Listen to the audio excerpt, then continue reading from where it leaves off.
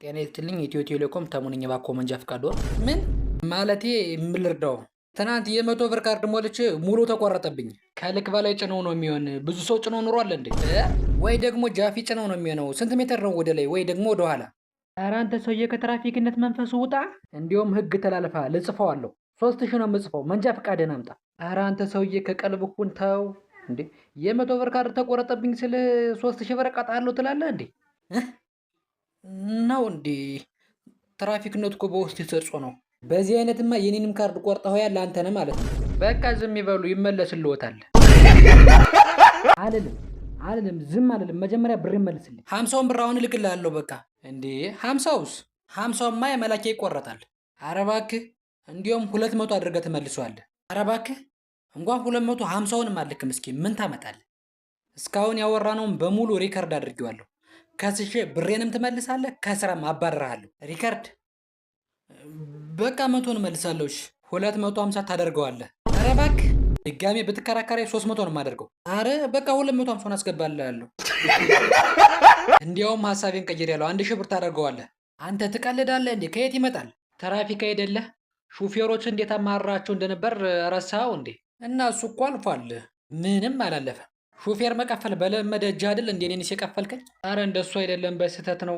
አሁን ታስገባዋለህ አታስገባውም? ኧረ አስተያየት አድርግ። ቢያንስ 500 ብር አድርግልኝ። እሺ በጣም ጥሩ። እንዲያውም 1500 አድርጌዋለሁ። እንዴ ወይኔ ተሙ፣ የማንም መቀለጃ አለውን? ምን አልክ? ምንም። ቆይ ግን አንተ ግፍ አይሆንብህም? አይሆንም።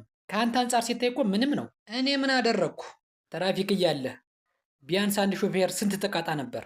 ቢያንስ 500 ብር። ከ500 ለመንግስት ቢያንስ 50 ብር እንኳን ገቢ ታደርግ ነበር እንዴ? ለመንግስት ከሆነማ እኮ 1500 ነበር የሚቀጣው አይደል? በል አሁን ለኔ 2000 ታስገባለህ እንዴ? አሁን እኮ 1500 ብር አስገባልኝ ብለህ ነበር። ደግሞ 2500 ላደርገው ነው። እሺ በቃ አሁን አስገባልሃለሁ። ልጄ ሂደህ ከከበደ ቤት መጥረቢያ ይዘህናና በሩን እንስራውማ ተገንጥሏል። እሺ አባዬ። A few moments later. አባዬ መጥረቢያ የሚባል ነገር የለኝም ነው ያለው ሰውየው። ይህ ገብጋባ ድሮንስ መቻጠውት ቅንቅናም ችጋራ ገንገበታ አያ ከዕቃ ቤት አለ ለኛው መጥረቢያ ይዘህልኝና ቸገረኝ። ሚስቴታማ ሆስፒታል ነው ያላችሁ። ንግዴም እንደሚያውቁት ከስሯል። አሁን ደግሞ የተጠየቁት ግብር በጣም ብዙ ነው እና እባክዎትን ከዛኛው ጋር አድርጌ መልስልዎት ትንሽ ብር ያበድሩኝ። ፊት ለፊት ካለው መሳቢያ ላይ አለልህ። የፈለግከውን ያህል ውሰድ። አባባ ለምን ይቀልዱብኛል? መሳቢያ ውስጥ እኮ 74 ሳንቲም እንኳን የለም። የቀለድከው አንተ ነህ እንጂ ልጄ። የመጀመሪያውን ዕዳን ሳትከፍል እንዴት እኔ ዘንድ 74 ሳንቲም ሊኖር ይችላል? ዶክተር እንዲያው ጤንነት አይሰማኝም፣ እህል አይበላኝም፣ ያዞረኛል። እንዲያው እባክህን ይህንን በሽታ የሚያስታግዝ መድኃኒት ትዘዝልኝ። እኔ ልረዳች ዝግጁ ነኝ። ብቻ ግን ትንሽ ምርመራ ስለሚያስፈልግ ልብስሽን ማውለቅ ይኖርብሻል እና ወደ መኝታ ክፍል እንግባ።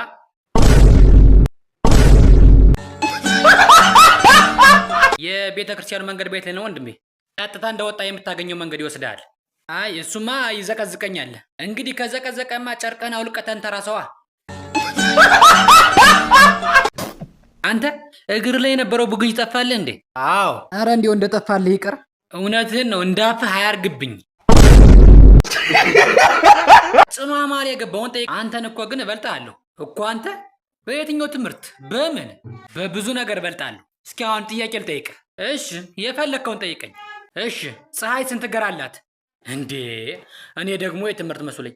እሱንማ ጽኑ አማር የገባውን ጠይቅ እንጂ በምን አውቅልሃለሁ?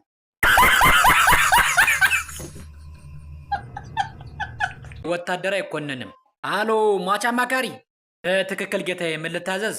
እንድታማክረኝ ነበረ። ይችላሉ ጌታዬ። ስራዎት ምንድን ነው? ወታደር ነኝ እና ሰሞኑን ቤተሰብ ጥየቃ ላይ ነኝ እና በዛውም አንዳንድ ነገር እንድታማክረኝ ብዬ ነበረ። እንደሚመስለኝ ወታደር አይኮንንም።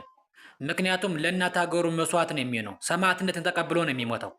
እሱን አውቃለሁ። ምናልባት ማድረግ የሌለብኝ ነገር ካለ ብዬ ነው እንጂ። ምናልባት የምልህ ነገር አሁን ላይ እርስ በርስ መገዳደሉ በዝቷል።